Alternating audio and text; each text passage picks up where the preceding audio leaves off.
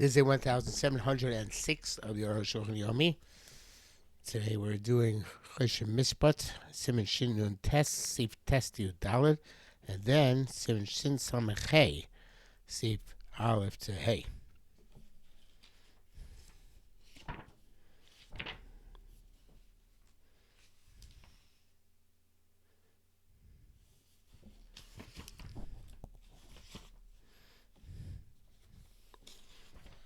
Test. This language of the Rambam. Anybody who covets the slave, male or maso or female, or be so, or the house, or kalov, or the object shel chavero of his friend, or kol davar shekneu mimenu, anything where she can acquire from him, buy from him. And he got his friends involved to try and persuade him.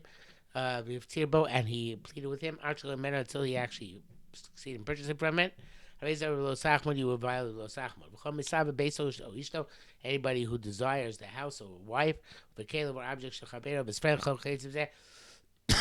similar to that. But once he thought in his heart, how can he buy this thing? And he was seduced in his heart about the matter. He violated the law of Loti Sabeh. Taiva is only in the heart. What that which Rambam specified, any which you can purchase for him. Neither should keep in the Mashidosh Mechilta. Believes that he's referencing that which says Mechilta. Lo Sachmod is a klal, generality. All those items, a house, a field, male and female slave, an ox or a donkey. Prat is his specification. Any which your friend has. Is another generalization. Cloud, prat to cloud, it's a generalization, specification, generalization. Ma prat double shu. Koina makta is a specification, something which you can acquire or sell. So to the generalization, double shu koina makta is something which you can buy or sell. Agalashano bir dam and means to say seems. Shem Reuben lamad is a chachma beis malacha. Reuben learned some sort of wisdom and some sort of craft. For Shimon Shimon desired this wisdom or this craft. And he made an effort. And introduced lots of friends. To Reuven. Until Reuven taught them. I would say is also called Lo Sachmod. That's why Torah excluded this. Dafka davar shu b'kinyan only specifically something which is which can be an acquisition. Shekshi it's a Reuven ena etzel Shimon by Reuven when it's acquired owned by Reuven it's not owned by Shimon. Chachma melocha supposed to wisdom and craft ena mekinyanim they are not things which are shayach to kinyanim. Yurab. They also expound the Mechil the Mount Pat Mefurish B'davar She'ena Babir Shuscha B'Torah B'Anim. It's something which does not enter into your jurisdiction unless you have the acquiescence of the owner. So anything which cannot come into your jurisdiction without the acquiescence of the owner. Yotza Sh'ato Chomed Bito Levincha. Suppose when you covet his daughter to your son, or his son to your daughter. It seems that he means so this is certainly the case. A person has a desire to marry an unmarried woman, with chuppah and kiddushin, mutter so there's permissible. She's not the wife of a friend. But to seduce the father of a daughter, to marry off his daughter to your son, or to seduce him, that he should direct his son to marry your daughter. I would say that that is part of that which belongs to your friend. Sons and daughters, figuratively at least, the daughters that might be more literal, belong to the father. But also they can be acquired. The Isha because the woman is acquired by a husband. That's to preclude him. They should say that this does not require the consent of the owner. If his son wants to marry her and she agrees, we don't need the intent of the father. Also, if the daughter wants to accept the marriage, you don't need the father's consent. Even though, and even his minor daughter, who is under the jurisdiction of nevertheless, these guys, she can wait till she goes up. When she's no longer in his rishus. It's not like real estate and objects, which always are under the jurisdiction of their owners until they're dispensed with in one of the ways which dispense with them. Desire brings to coveting. And coveting brings to theft. If the owner does not want to sell, you should hear but love even though you increase your offer of money, and you plead it with friends, you're going to eventually come to theft or robbery. They're going to covet fields and rob them. Micha base. And if the owners then stand before him to resist, let's say wanted to save their money, or they prevent them from stealing, from robbing, they'll come to bloodshed. Go and learn from the story with Achav and Novos, whose house he coveted and ultimately he had, or that Zevel coveted and ultimately had him killed. We learned somebody desires violates one prohibition. Somebody buys on the basis of pleading. She is a violation that he pleaded with the owner over violates two labin.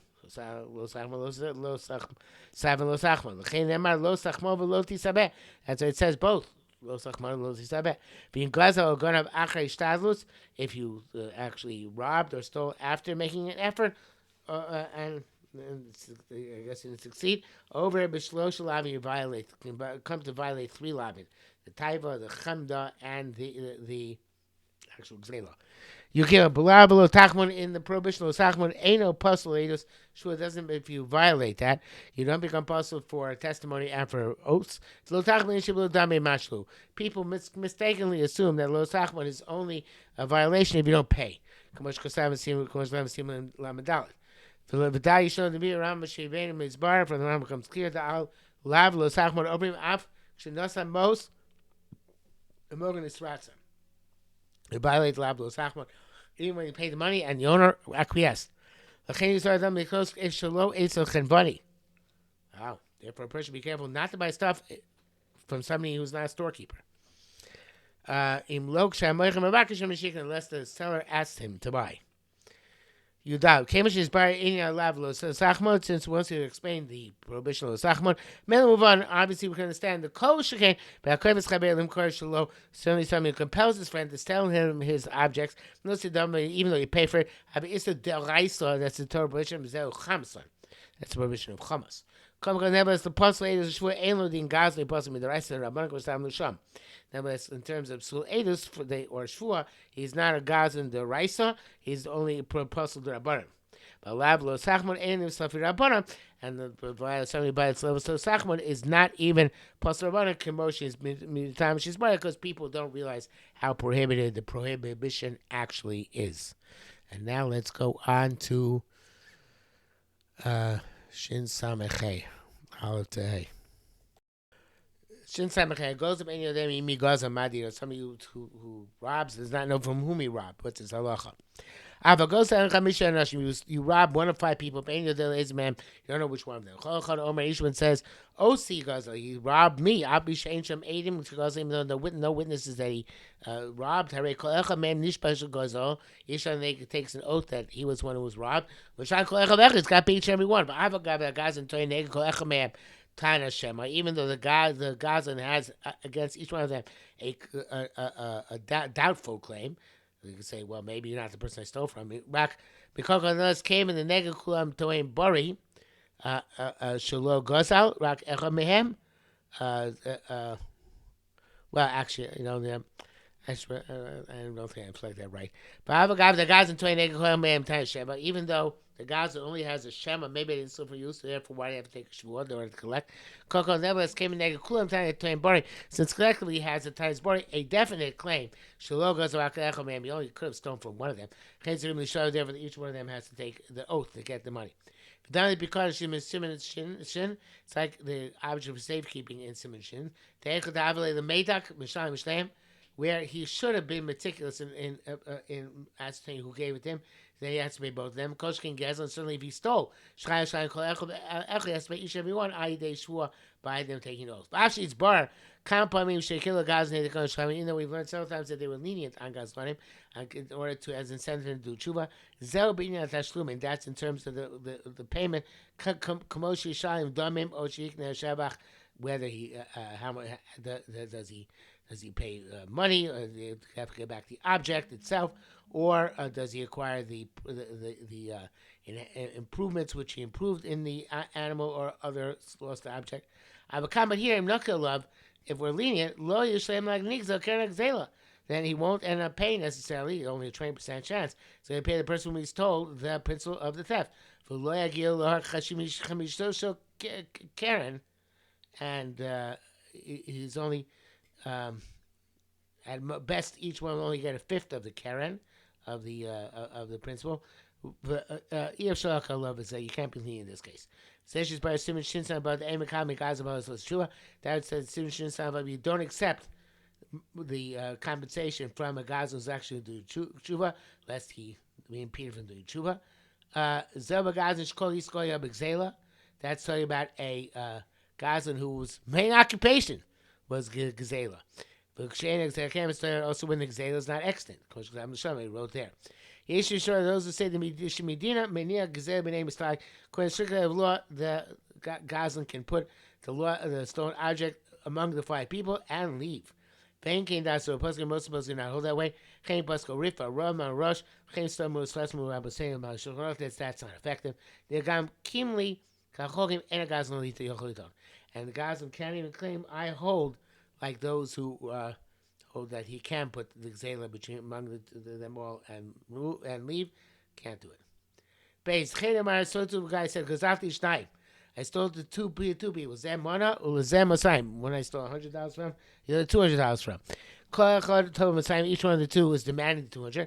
Masayim has no choice but to pay $200 to each one. You show a shame and holding. Obviously, both have to take a shvu in order for them to get.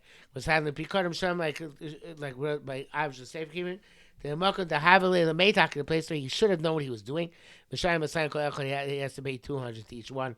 The Koshkim Megaz is certainly true by theft if it's true by Pikadim. Gimel close the Kshatovim most of the times matter. That's only if they come with definite claims against him. But they're not claiming against him. They She'enim Yodim. They don't know. The Gazan says to them, I robbed one of you. Mana $100 for any Yodem me. I don't know which one. Medina ain't no selling money. According to the letter of the law, he only gives 100. They divide among the two of them. Learn me, we don't say Shea Munach. I'm sorry, actually, you've always brought that should remain in limbo until the matter is clarified. Or until the Yo comes. Keep a Mac with Reshka base like by a sold object and Reshka base will be cut on. And in a case of object safety, where he could not have been meticulous in his observations, but Siman Shin. The shining awesome there, each person has a definite claim about and there must be one of them, either one of them must be cheating. That's why it remain there in limbo. Here, we don't know any clarity. There's not necessarily any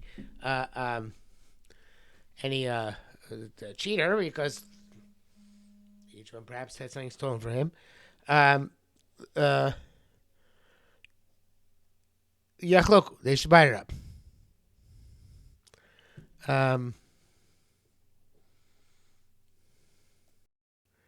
Those who say there was one who says that that's a taste of rush ratio mitzia. Ain't for echad one does not compel the other one to divide up. Because chalukah is not going to be true. The taste linear, not clear. This is dafka tanim barim. That's only where they have definite claims. Because there's so mer ani arakti begedzeh. One says I wove this garment. V'zer mer ani araktia. I wove it. But lo betonim shema, not by shema. Because fake the dina, it's like a suffix in halacha. She'ain shteim uzakim, where they aren't both holding on to it. She's bar, but simin kuflamates the chokin they divide up. Near that field pisalam honey, even to seize it doesn't work over here. Came to the Tonim stuff because their taina is a suffix. With tfisa, the taina suffix, ki high, and seizing on account of the taina suffix. Like this case, um, the Chliyam left tfisa. Everybody is not tfisa. So Gimel is talking about. I'm not sure I made this clear when I started. That is talking about where they don't really know. The Gazan, I must have made it clear. Gazan is the one who tells them, I stole from you. They say, okay, if you say so, we don't know. All right, now, Zel Dafka Medina, that's going to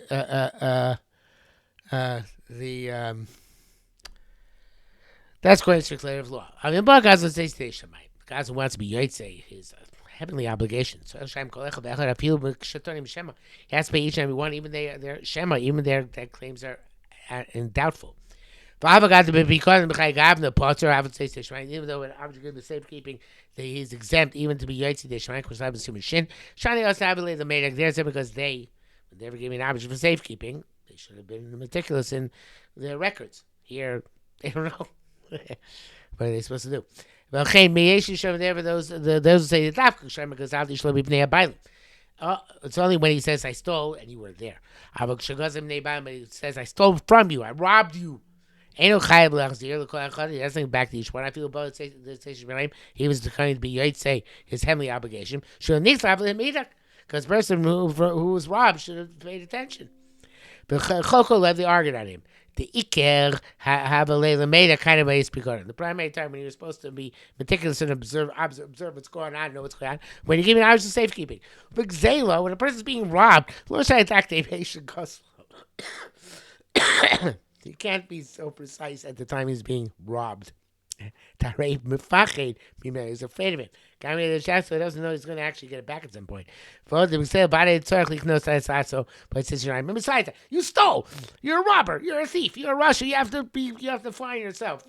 You have to go over and beyond, or be Yetzidishmai. And that's the primary halacha. Bracket says, Kavonas Hamadan Yontif. The parenthesis says Pupul Chariftu, the same person, but Mafkin. And he says Cheshin.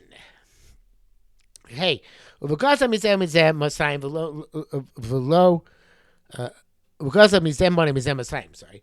And when we start from one guy 100, the other guy 200, below Tabile, they're not claiming from him. He has to give each one 200 words. Says the Shemaim is coming to fulfill his heavenly obligation. But Dina, nice and Mana, Mana, Yemunach. Of course, strictly every law. This guy 100, that guy 100. 100 just stay in escrow until he figures out who belongs to. We don't say divide up. Give a Siv Gimel, like a Siv Gimel. Shemi Mana Yodim. If they both say they know about a mana, they don't know about the second mana. Because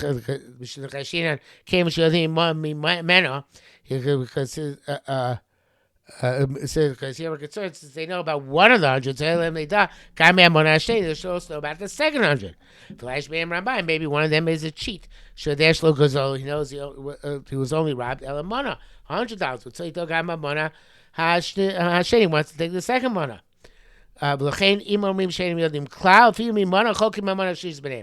they say they don't know anything, even about the first mana, they divide the third mana among themselves.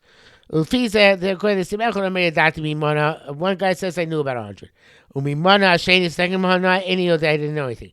I don't know anything at all. You should give the 200 person doesn't know at all. To me, because somebody knows that the 100 is his, he should also the second. Got me a money shenis. Should also know about the second one. Because Ramai, it's clear as a cheat. But it's about money rakamona.